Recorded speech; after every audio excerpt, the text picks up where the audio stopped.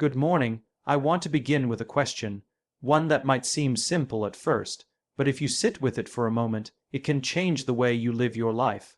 What story are you writing with your life? You see, every one of us is living a narrative. Whether we like it or not, we are the authors of our own stories. But too often, we play it safe. We cling to comfort, to what's known, to what's predictable.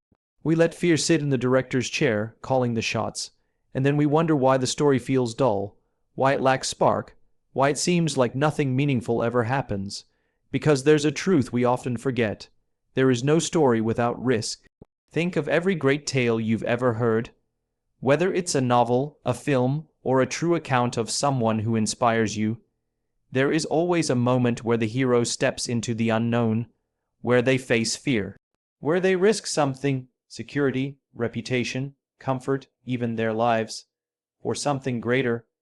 Why do we remember those stories? Because they stir something inside us.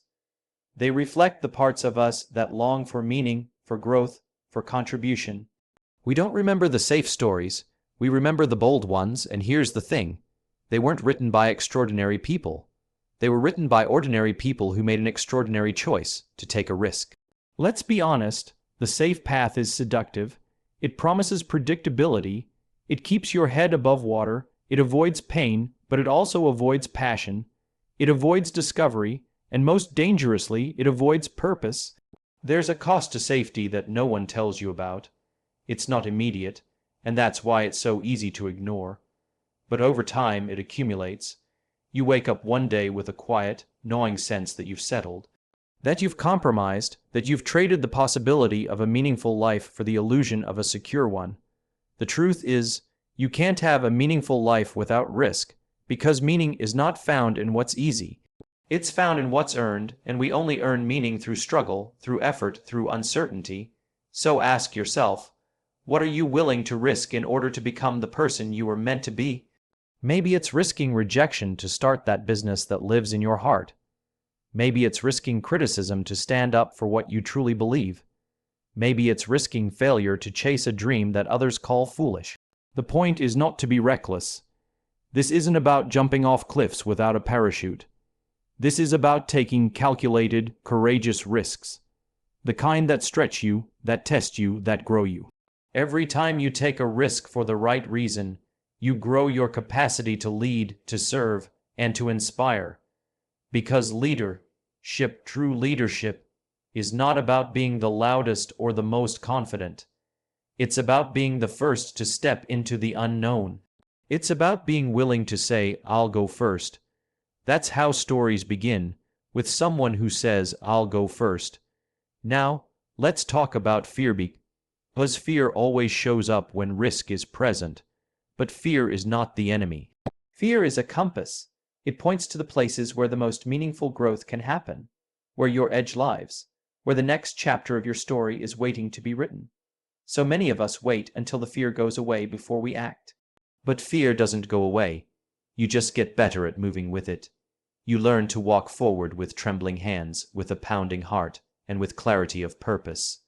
When fear shows up, don't run, don't hide.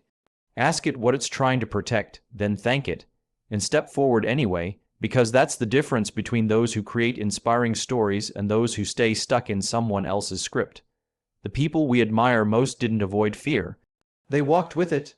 Here's something no one tells you when you're young. You are not remembered for your intentions. You are remembered for your impact. Intentions are safe. Impact is risky. You will not be remembered for the dream you had. You will be remembered for the dream you built, and every dream that's ever been built stood on the foundation of risk. So don't aim to live a life of safety. Aim to live a life of significance, and significance requires you to do something that might not work, something that might not be perfect, something that might get judged or misunderstood, but that's where your real story begins. So today, I want to invite you to take one risk, just one, not a reckless one, but a meaningful one.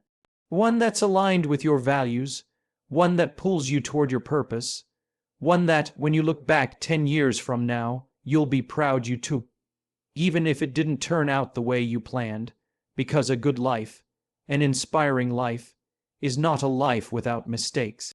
It's a life full of moments that matter, and moments that matter only come from choices that require courage. Every story worth telling begins with a moment of courage, a moment when someone chooses to step beyond what is safe, known, and comfortable. Risk is not just a part of a compelling story, it is the very heart of it. Without risk, there is no tension, no transformation, no triumph. Risk is what pushes the narrative forward, what defines the protagonist, and what draws us in. It's the reason we remember certain people and certain moments long after they've passed. Because in those moments, we saw something rare. Someone willing to act in the face of uncertainty for something they believed mattered more than their fear. When we say no risk, no story, it's not just a clever phrase, it's a principle that speaks to the human condition. Think about any memorable figure in history, in business, in art, or in your own life. Their stories did not unfold because they stayed within the lines. Their stories unfolded the moment they dared to cross them. The entrepreneur who risked their savings to build something new. The activist who risked their safety to speak out. The parent who risked comfort to provide a better future. These are the moments that define a story, not because of their guarantee of success, but because they carried the weight of possibility. Risk is what gives life texture and meaning. It's easy to admire someone else's bold decisions from a distance, but in real time, risk doesn't feel noble. It feels terrifying. It comes with doubt, with vulnerability, and with the nagging question, what if this doesn't work? But that's precisely the point. A story that's guaranteed isn't a story at all, it's a script. And most people are following someone else's script, handed to them by society, by family, or by fear. Living a great story requires rewriting that script. It requires saying, maybe I don't know how this ends, but I'm willing to turn the page anyway. That's the kind of life people remember. Not a life free of failure, but a life full of meaningful risks.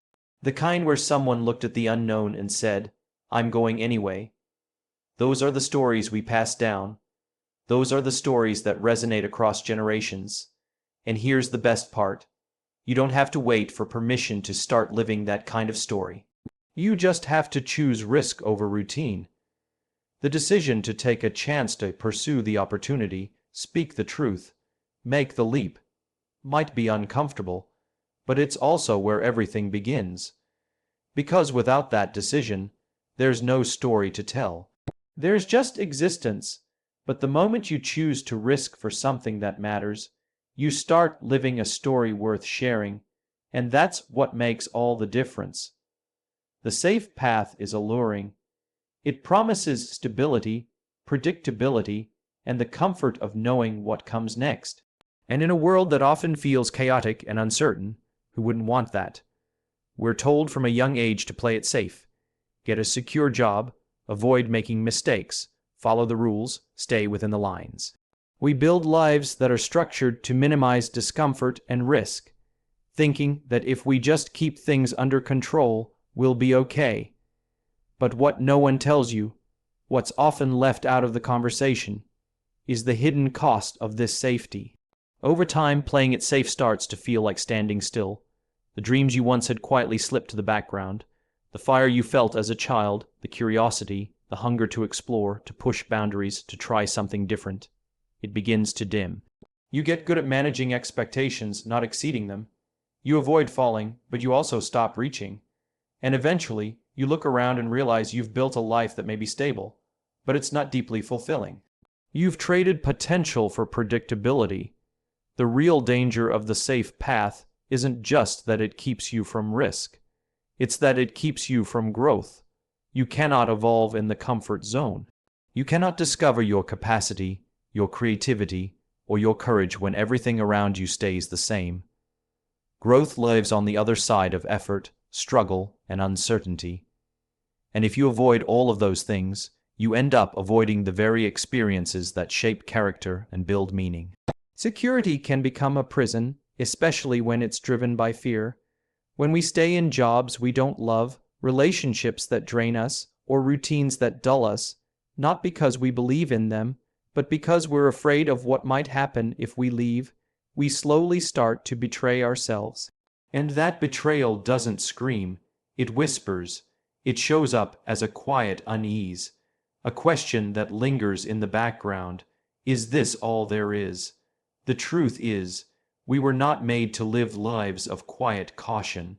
Human beings are wired to seek progress, to pursue purpose, to chase something just out of reach. But the safe path often disconnects us from that wiring. It encourages us to avoid discomfort rather than embrace the transformation it brings. Ironically, the longer we stay safe, the more dangerous it becomes, because time passes. Opportunities fade, regret accumulates. You don't feel the loss all at once. It comes in small, almost imperceptible doses. Until one day you realize you've become a version of yourself you never intended to be. Not out of failure, but out of fear.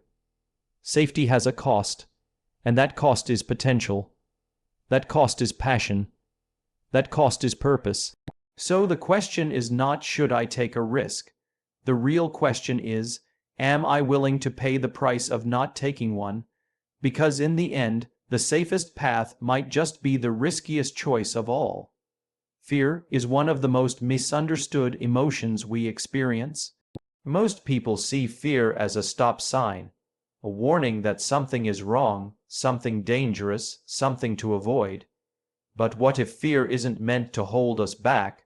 What if it's meant to guide us forward? The truth is, fear is not the enemy. It's a compass.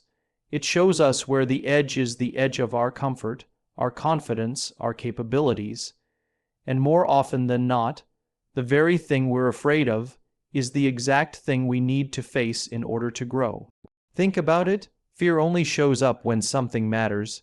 You're not afraid of things that don't have consequences. You don't feel fear standing in line for coffee or walking your dog down the street. Fear arises when there's something on the line, when there's a chance for change, for loss, or for transformation. That's what makes fear so powerful. It highlights what's meaningful to you. It reveals the places where you care deeply, where you're invested, and where your next breakthrough could happen. Too often, we let fear control us by waiting for it to go away before we take action. We think, I'll speak up when I'm more confident. I'll start when I'm not scared anymore. I'll leap when I feel ready. But fear doesn't work like that. It doesn't vanish when the moment is right.